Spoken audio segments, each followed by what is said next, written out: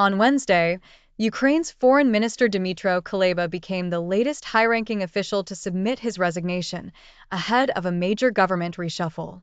This comes as another wave of Russian attacks overnight resulted in at least 7 deaths, including a child. As Ukraine's top diplomat, Kuleba was a prominent figure in President Zelensky's administration and one of its most visible faces, especially in dealings with international officials. He was seen as a capable politician and a reliable member of Zelensky's cabinet.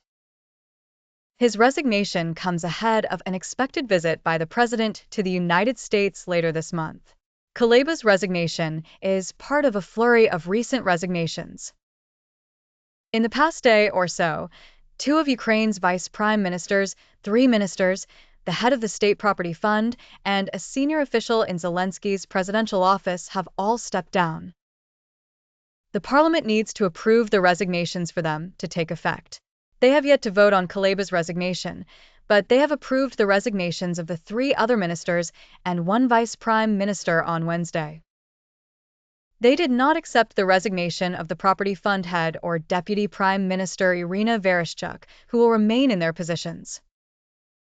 The parliament is expected to vote on Kuleba's resignation on Thursday. It will also vote on the 2 resignations it did not accept on Wednesday and consider appointing new ministers.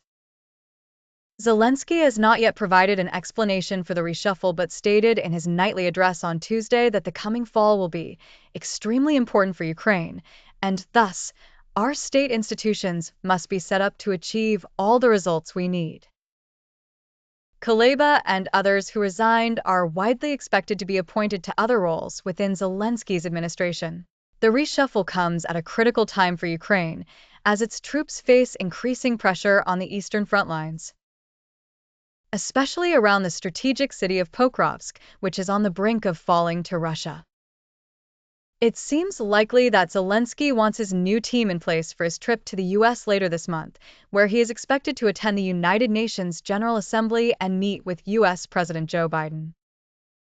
Zelensky stated last week that he intends to present Biden with a new 4-part victory plan, without providing further details.